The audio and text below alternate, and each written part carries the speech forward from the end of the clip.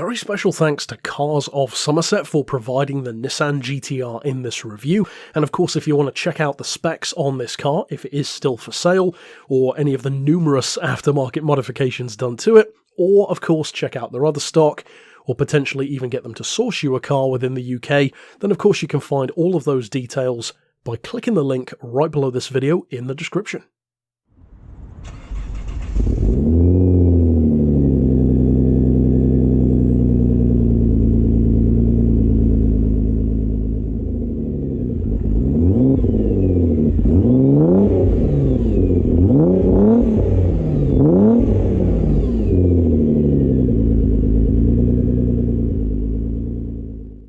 The last time that I drove a Nissan GTR was unsurprisingly in this same series, and it was actually the facelifted one, what I like to call the R35.2.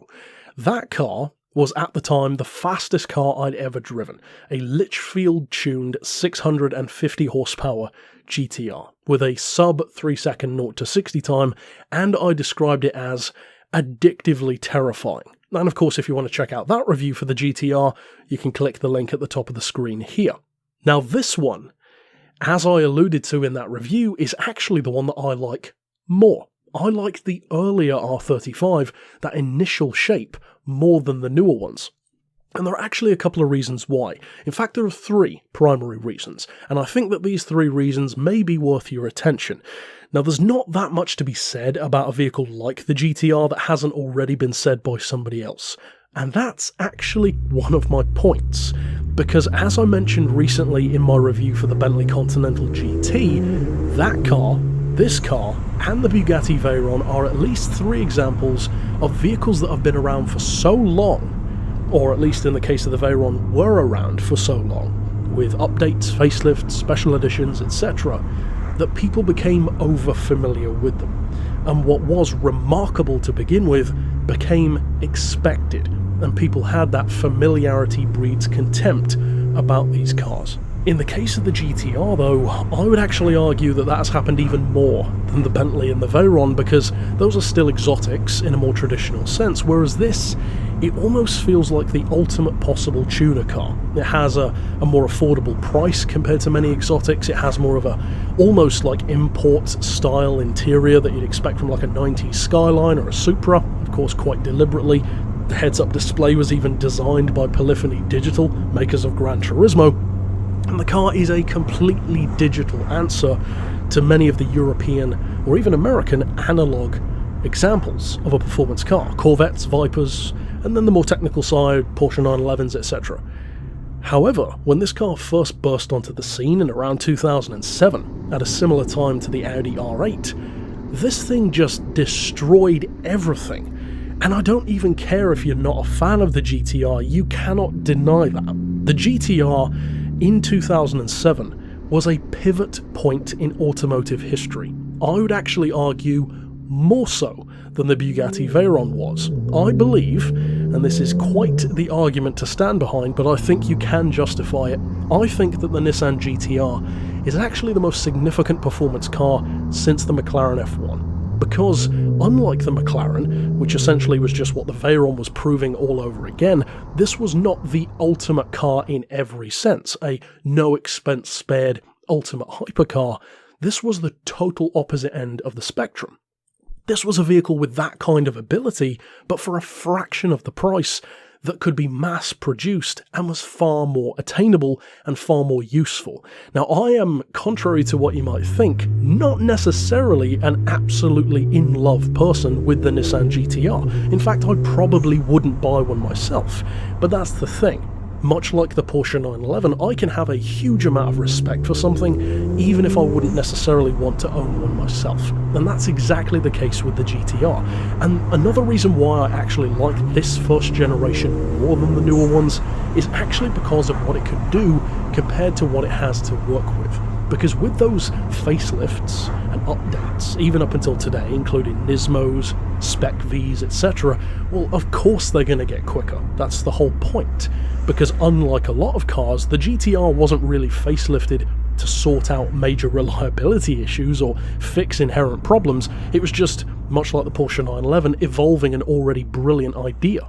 The thing is though, those later cars, as I said, of course are going to get quicker and quicker. That's the whole point of refining the process.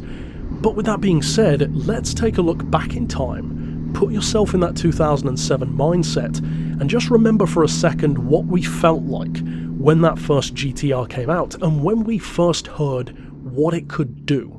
A 3.8 litre twin-turbo V6 engine. Sure, impressively engineered, only 5 people in the world build them, but still, it's not exactly like a Lamborghini V10 or a Porsche Flat 6 or a Ferrari V8 in terms of being appealing on paper, and yet look at what it had to work with.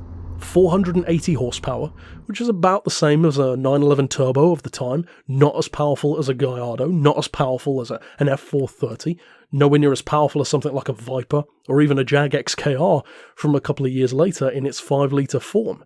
Yet, look at what it could do with that. Despite the fact that it was physically large, weighed 1,740 kilos, which is over 3,800 pounds, this thing could do 0 to 60 in 3.5 seconds and had a top speed of 193 miles an hour. Plus, before it was even on sale, it beat the Porsche 911 Turbo's Nürburgring lap record.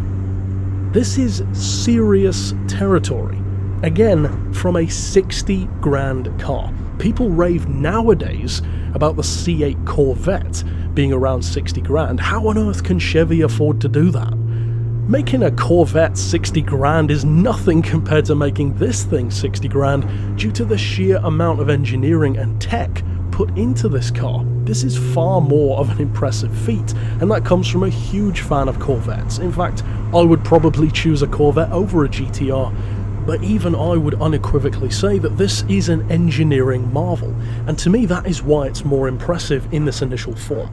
Sure, the later ones are quicker, but even this first car, the way it just burst onto the scene after so long since we'd had an R35 GT-R Skyline, and it just upped the game to such a ridiculous degree, making a massive jump from what the Skylines could do, at least stock, to what this thing could do. All the while offering phenomenal levels of grip, the aforementioned affordability, the kind of reliability which you never find in Italian or even most other European exotics, and also with such a forgiving approach to performance that it can basically make anyone a fast driver.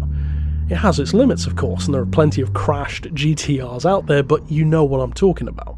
It's a car which single-handedly managed to topple the Porsche 911, turbo or otherwise, as being arguably the ultimate all-round sports car. All of these things are so easy to take for granted because the GTR has been around for so long, but then when you factor in now, over a decade later, you can buy one of these for 30 grand. We're talking about a car which is faster than most $250,000, $500,000, $1 million supercars around a track, even with no modifications whatsoever, for a fraction of the cost of what it was when it was new. And even brand new, it wasn't that expensive to begin with. One of the other reasons why I have so much respect for this car, especially this first generation, is to me, this is very much so an automotive pivot point in history. Almost like the concept of BCE and AD in the years of our timeline. I would call this kind of like the before GTR and after GTR. Because if you compare the idea of what made an ultimate performance car before 2007 to after 2007, you can fairly obviously, to anyone I think who is open-minded about it, see the clear inspiration that the GTR had on every other manufacturer who makes anything close to this kind of car. Everyone had to up their game because this car jumped light years ahead of what was being done at the time. There were other fast cars, there were other forgiving cars, there were even other affordable ones, even a Corvette of the time. This one could do everything. It didn't have the passion of a Maserati or the build finish of a Bentley, but for the most part it ticked every box that you could realistically want. Now, one of the things which the GTR commonly gets criticised for is a lack of personality, and even as I just mentioned, it doesn't have the charisma of something like a Maserati or an Alfa Romeo. That's unequivocal. But here's the thing, it's not trying to. Now, the fact that Japan can have a lot of charisma is proven by vehicles such as the Lexus LFA. They can do passion when they want to. This is just not one of those times. This is designed to be the absolute weapon of the sports car world, and that's exactly what it is, and what it still is. A stock 2007 GTR can wipe the floor with most cars on sale brand new today. But with that being said, if you were going to buy one of these and use it, for example, as your daily driver, or even just as a toy, what should you be looking out for? What kind of prices should you expect? Are there any common problems, maybe that the facelift dealt with or improved on? Well, in terms of pricing, these earlier cars, this one's a 2010 for example, so it's not the oldest of the old, but generally speaking, you're looking at about £30,000 here in the UK as your entry point. You will occasionally find one for less, but even then not much. You're looking 28, 29,000, so around 30. And on the upper end of the spectrum, because so many of these cars were modified, prices can easily go well beyond 50, 60, even £70,000 for a pre-tuned, say 800 to 1000 horsepower model. So of course that's down to you. I would have thought that most people who would want something like that would want to kind of tune it themselves and oversee all of the parts fitted. You know, that's kind of part of the fun. But sure, I guess some people might want to have it ready built for them, such as the one that I was driving here. In terms of issues though, that's the great thing about the GTR. It's such a well-made, solidly developed and brilliantly engineered machine that it doesn't really have too many ongoing issues. Most of the things that you'll want to look out for, especially on older cars, because of course they're older, they have higher mileage, many of them have been tuned or track dated, etc. In particular, the transmission housing can have a distinct rattling noise while driving, and that is basically the only common fault which these seem to suffer from. But overall, there's nothing particularly major about them. The engines are bulletproof. If there's going to be issues, it will be transmission related, but even then, these are such solid cars. The downside is that if you want to keep one well serviced, and of course with an older car that shouldn't be as much of an issue, but if you do want to, they are expensive to run. Nitrogen-filled tyres, servicing is expensive, they are expensive cars, but again, for this calibre of performance, that's kind of what you should expect. So they are by no means as cheap as something like a Jag XKR to keep on the road, but again, if you're willing to pay this kind of money for one, well, chances are it's going to be your baby, so you probably won't care too much. This is the kind of car that people would have dreamed of owning as they grew up. So I think most people who want a GTR probably aren't going to be too bothered by that. Now, in terms of practicality, one of the very few issues that I had in that other review of the facelifted car was really surprising to me, and that was the space. See, for such a large vehicle, a vehicle which Nissan themselves have confirmed was inspired by Gundam, and interestingly was partially designed by Nissan US and partially designed by Nissan Europe in terms of different aspects of its design, you would think that such a big car, which some would still nickname Godzilla, would have a lot of interior space. It is a 2+2 seater after all, but that's the thing, it's not as big inside as you would assume. Now, I will say this one felt a little bit better than that facelifted car in terms of headroom, legroom, etc., but there's not as much space as I would have thought. The rear seats aren't the most spacious, but they're good enough for kids, and the trunk space is, you know, about adequate for a GT car anyway, so you could certainly use one every day if you wanted to, but for a bigger driver like myself, you might find the car a little bit more cramped than you're expecting to. Much like the newer car though, that's essentially my only critique. For me personally, I do tend to prefer cars that have more passion and charisma with a little bit of more oddball flair to them. I mean, I drive a Maserati for a reason. On paper, of course, this would wipe the floor with my car, but honestly, I prefer driving my car. The GTR is a specific taste. As I said earlier, it's a weapon. It's designed to be the ultimate performance machine, not the ultimate passion machine or the ultimate charisma machine. If that doesn't bother you, then I don't think anything will disappoint you about the car, because it does everything you'd expect it to do. If you're looking for a more passionate experience, well then you might want to look more down the route of something like maybe a Porsche 911, maybe an Alfa Giulia Quadrifoglio, maybe even something like a Maserati, or an Aston. I do get the distinct impression though that for most people who buy GTRs, they probably just wanted a GTR. It's not the kind of car that really has that many direct rivals anyway, especially at the time, so if you do want one, there's plenty to love. So if you do own a GTR, could be this one, could be a newer one, or if you used to, of course drop your stories down below, maybe even some warnings for potential owners, things to look out for or expect from the ownership experience.